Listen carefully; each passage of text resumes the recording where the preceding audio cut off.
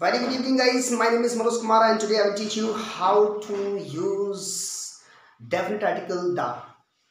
मैंने अपनी पिछली वीडियो में मैंने आपको बताया था कि इंडेफिनिट आर्टिकल का प्रयोग एन का प्रयोग किस प्रकार से किया जाता है, और आज मैं आपको बताने जा रहा हूँ आर्टिकल द का प्रयोग कहाँ करते हैं और कैसे करते हैं। डियर फ्रेंड्स, मैं आपको बता चुका हूँ कि there are two articles, indefinite article और डेफिनिट आर्टिकल। इंडेफिनिट आर्टिकल के अंतर्गत ए और एन का प्रयोग किया जाता है और डेफिनिट आर्टिकल के अंतर्गत द का प्रयोग किया जाता है। हमने अपनी पिछली वीडियो में इंडेफिनिट आर्टिकल ए और एन प्रयोग कहाँ किया जाता है सीखा था, और आज हम डेफिनिट आर्टिकल द का प्रयोग कैसे करते हैं, आइए चलिए जानते हैं। डेफिनिट आर्टिकल द, जो फ्रेंड्स मैं आपको बता दूं, डेफिनिट आर्टिकल द का प्रयोग कुछ विशेष नाउन के पूर्व किया जाता है, बिफोर सम पर्टिकुलर नाउन्स। ये पर्टिकुलर नाउन्स कौन कौन से होते हैं, इनकी एक लंबी लिस्ट है। हम धीरे धीरे और कोशिश करेंगे ज़्यादा से ज़्यादा रूल्स समझने की। मैंने यहाँ पर कुछ रूल्स लिखे हुए हैं और आप इन्हें समझेंगे और देखेंगे इनके पूर्व आर्टिकल का प्रयोग किस प्रकार से करते हैं। सबसे पहले मैंने एक वर्ड लिखा है मैचलेस। मैचलेस यानी अद्वितीय। ऐसे नाउन जो मैचलेस हैं, अद्वितीय हैं, जिनके समान कोई दूसरा नहीं है, इन नाउन के पूर्व हम हमेशा आर्टिकल द का प्रयोग करते हैं। ये कौन कौन से मैचलेस नाउन्स हैं, इनको चलिए जानते हैं। The sun, the moon, the earth, the sky, the world, the universe. ये कुछ नाउन ऐसे हैं जो कि मैचलेस हैं, अद्वितीय हैं, यूनिक हैं। इनके पूर्व आप हमेशा द का प्रयोग करेंगे। इनका फर्स्ट लेटर कैपिटल लिखा जाएगा। डियर फ्रेंड्स, ठीक इसी प्रकार से हमारे पास rule number 2, nature gift. Nature gift Hindi में प्रकृति प्रदत्त वस्तुएं। प्रकृति प्रदत्त वस्तुएं यानी कि प्रकृति के द्वारा उपहार में दी गई वस्तुएं। तो ऐसे वस्तुओं के नाम, ऐसी चीजों के नाम या ऐसे नाउन जो प्रकृति प्रदत्त है, नेचर गिफ्ट है, मैन मेड नहीं है, जिनका निर्माण स्वतः हो गया है, इन वस्तुओं के नाम से पहले हम हमेशा आर्टिकल द का प्रयोग करते हैं। ये जो प्रकृति प्रदत्त वस्तुएं हैं, नेचर गिफ्ट के रूप में जो हमें प्राप्त हुई है, इन वस्तुओं की भी एक लिस्ट है। इसको आप तैयार कीजिए, और जहाँ कहीं भी आपको ट्रांसलेशन करना है, अंग्रेजी बोलना है या लिखना है, और यदि इन नाम का जिक्र किसी वाक्य में किया जाता है, तो आप इनके नेम का जो फर्स्ट लेटर है वो कैपिटल लिखेंगे और इनके पूर्व आर्टिकल द का प्रयोग भी करेंगे। ये कौन कौन से नेम्स हैं जो नेचर गिफ्ट में आते हैं, हम सबसे पहले देखते हैं। नेम्स ऑफ माउंटेन्स, पर्वतों के नाम, पर्वत या पहाड़ों के नाम, जैसे द हिमालय, द हिमालय। ठीक इसी प्रकार से नेम्स ऑफ ओशियंस, जितने भी महासागर हैं, इनके नाम से पहले भी आप द का प्रयोग करते हैं, जैसे the Pacific ocean, Pacific ocean. ठीक इसी प्रकार से नेम्स ऑफ सीज, जितने भी सागर हैं, इनके नाम से पहले आप द का प्रयोग करते हैं। द रेड सी। ठीक इसी प्रकार से नेम्स ऑफ रिवर्स, जितनी भी नदियों के नाम हैं, इनके नाम के पूर्व भी आप द का प्रयोग करते हैं, जैसे द गंगा। जितनी भी नेम्स ऑफ कैनल्स, जितनी भी नहरें हैं, नहरों के नाम से पूर्व भी आप आर्टिकल द का प्रयोग करते हैं, जैसे the Suez canal. Names of deserts, जितने भी रेगिस्तान हैं, मरुस्थल हैं, मरुभूमि हैं, इनके नाम के पूर्व भी आप आर्टिकल द का प्रयोग करेंगे, जैसे the Sahara desert, Thar desert etcetera. Names of bays and gulf, जितनी भी खाड़ियां हैं, खाड़ियों के नाम के पूर्व भी आप आर्टिकल द का प्रयोग करेंगे। The bay of Bengal,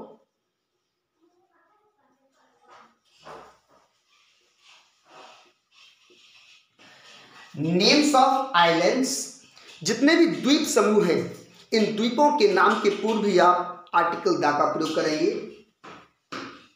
the West Indies,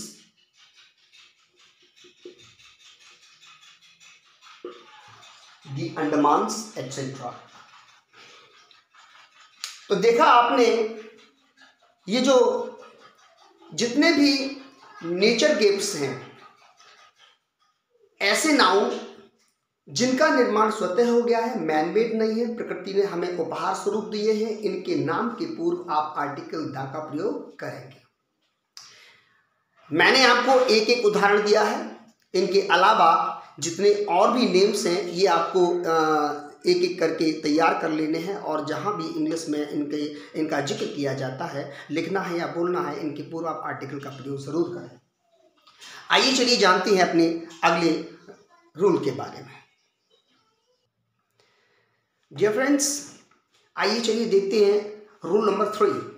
rule number 3 में जो हम आर्टिकल द का प्रयोग करते हैं, एक छोटा सा वर्ड है हिस्टोरिकल। हिस्टोरिकल यानी ऐतिहासिक। ऐतिहासिक कई ऐसे पॉइंट्स हैं जिनमें कि हम जिनके जो कि एक नाउन के रूप में है और जिनके पूर्व हम आर्टिकल द का प्रयोग करते हैं, जिन्हें हम विशिष्ट मानते हैं, विशेष मानते हैं, पर्टिकुलर मानते हैं। आइए चलिए देखते हैं। हिस्टोरिकल, यहां मैंने डॉट डॉट किया है, यानी कि हिस्टोरिकल बिल्डिंग, ऐतिहासिक इमारत। हिस्टोरिकल इवेंट्स, कोई ऐतिहासिक घटना। हिस्टोरिकल एज और पीरियड, कोई ऐतिहासिक समय है या काल है। हिस्टोरिकल डायनेस्टी, ऐतिहासिक वंश। हिस्टोरिकल मूवमेंट्स, ऐतिहासिक कोई आंदोलन है। हिस्टोरिकल बैटल या वॉर, कोई ऐतिहासिक लड़ाई या युद्ध है। हिस्टोरिकल प्लेस, कोई ऐतिहासिक स्थान है। हिस्टोरिकल कास्ट, कोई ऐतिहासिक जाति। और हिस्टोरिकल एम्पायर, और ऐतिहासिक कोई साम्राज्य। डियर फ्रेंड्स, ये जितने भी मैंने आपके नाउन गिनाए हैं, यदि इनका कोई नाम है और इतिहास में इसका जिक्र किया गया है, तो आप इनके नाम के पूर्व, अर्थात इन नाउन के पूर्व आप आर्टिकल द का प्रयोग जरूर करेंगे। आइए चलिए एक एक उदाहरण समझते हैं। हिस्टोरिकल बिल्डिंग, ऐतिहासिक इमारत यानी ताजमहल, द ताजमहल। ठीक इसी प्रकार से the Red Fort. Historical events, कोई ऐतिहासिक घटना, द सिविल वॉर, द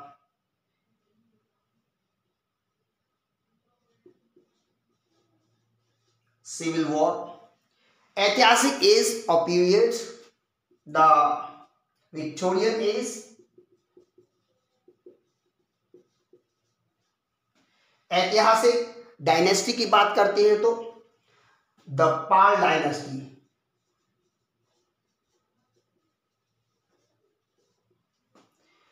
ऐतिहासिक मूवमेंट्स की बात करते हैं, the non cooperation movement.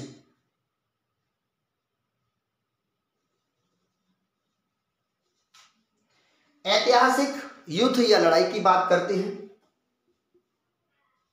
The battle of Panipat. ऐतिहासिक प्लेस के बारे में यदि बात आती है तो the Panipat, the Gandhi place.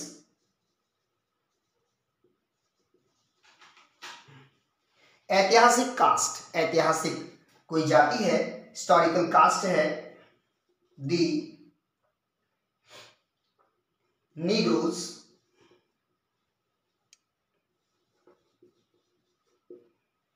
The Negroes, the Aryans.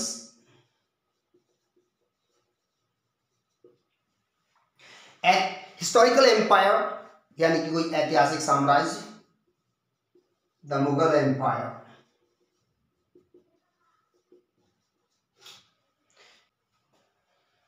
Directions, directions यानी कि दिशाएं।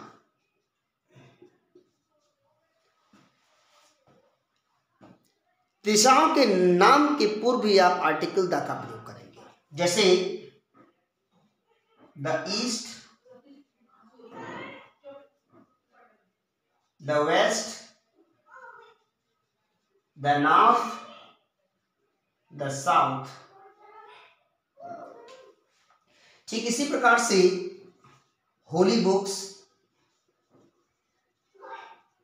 जो हमारी पवित्र किताबें हैं, उनके नाम के पूर्व भी आप आर्टिकल द का प्रयोग करेंगे, जैसे the Gita, the Quran, the Bible. जितने भी हमारे एपिक हैं, एपिक और क्लासिक्स, ग्रंथ और महाकाव्य, एपिक, महाकाव्य, क्लासिक्स यानी कि ग्रंथ, जितने भी हमारे ग्रंथ हैं और महाकाव्य हैं, इनके नाम के पूर्व भी आप आर्टिकल द का प्रयोग करेंगे, जैसे the Ramayana, the Mahabharata, the Abhijnana Shakuntalam. ठीक इसी प्रकार से religions, communities,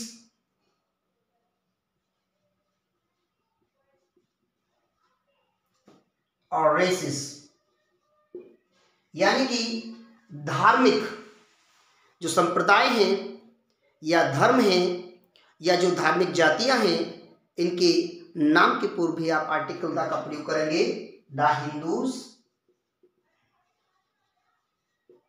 the Muslims,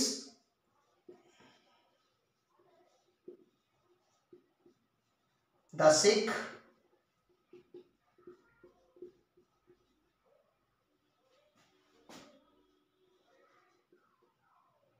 the English, the French,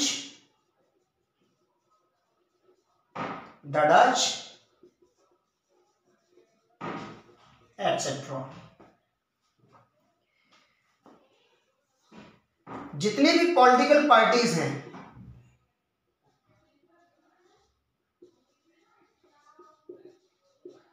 political parties, राजनीतिक दल, इनके नाम के पूर्व आप आर्टिकल द का प्रयोग करेंगे,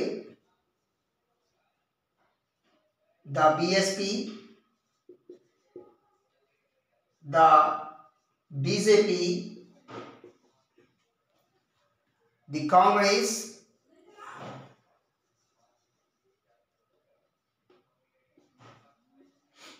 the SP, etcetera. Dear friends, ठीक इसी प्रकार से नेम्स ऑफ ट्रेन्स, रेलगाड़ियों के नाम के पूर्व आर्टिकल द का प्रयोग किया जाता है। नेम्स ऑफ एयरलाइंस, एयरप्लेन्स, हवाई जहाजों के नाम के पूर्व भी आर्टिकल द का प्रयोग किया जाता है।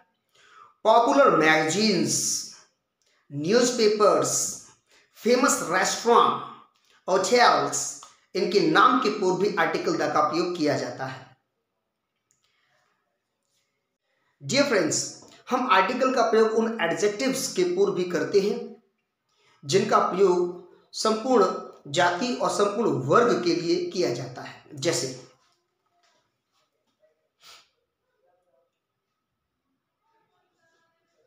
वी शुड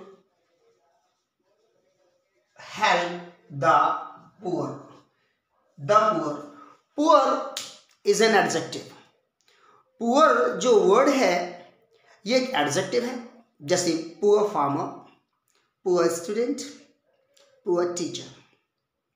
लेकिन यदि इस वर्ड का इस्तेमाल, इस एडजेक्टिव का इस्तेमाल हम संपूर्ण जाति को डिनोट करने के लिए, उसकी ओर संकेत देने के लिए कर देते हैं, तो इसके पूर्व आप आर्टिकल द का प्रयोग करेंगे। मैंने एग्जाम्पल दिया हुआ है, we should help the poor. यहां द पुअर का मतलब है all the poor people, all the poor people, सभी के लिए इस्तेमाल किया जा रहा है। ठीक इसी प्रकार से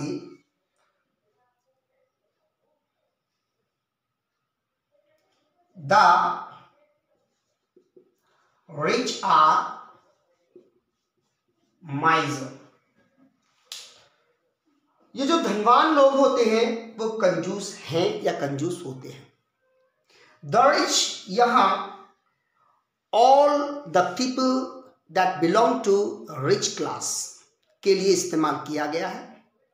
ठीक इसी प्रकार से आप इस्तेमाल कर सकते हैं the blind, the lame, the deaf, the handicapped, अर्थात इन सारी एडजेक्टिव्स, ये सब एडजेक्टिव जो अपने वर्ग और अपनी क्लास के लिए, अपनी कास्ट के लिए इस्तेमाल किए जाते हैं, इनके पूर्व आप आर्टिकल द का प्रयोग भी करते हैं। ठीक इसी प्रकार से ऐसे नाउन जो हम अपने सेंटेंस में रिपीट करते हैं, बारंबार रिपीट करते हैं, तो रिपीटेड जो नाउन हैं उनके पूर्व भी आप आर्टिकल द का प्रयोग करेंगे। जैसे for example I Shaw a girl, मैंने एक लड़की को देखा। लड़की ने मुझे पूछा, अब दूसरे सेंटेंस में इस गर्ल को मैं दोबारा से रिपीट कर रहा हूं, तो अ गर्ल ना होकर के द गर्ल आस्क्ड मी। यहां इस गर्ल नाउन को रिपीट किया जा रहा है। तो जब हम किसी नाउन को रिपीट करते हैं, उस रिपीटेड नाउन के पूर्व भी आप आर्टिकल द का प्रयोग करते हैं। तो देखा फ्रेंड्स, हम आर्टिकल द का प्रयोग कहां कहां करते हैं। मैं आशा करता हूं कि आपने आर्टिकल द को अच्छे से समझा होगा और आपकी समझ में भी बहुत अच्छे से आ गया होगा। यदि आपको फिर भी कोई डाउट है तो आप प्लीज़ कमेंट बॉक्स में लिखिएगा और मैं इसका सॉल्यूशन और इसके बारे में अपनी नेक्स्ट वीडियो में आपको बताऊंगा या कमेंट करके आपको बताऊंगा। So thank you very much, nice meeting with you.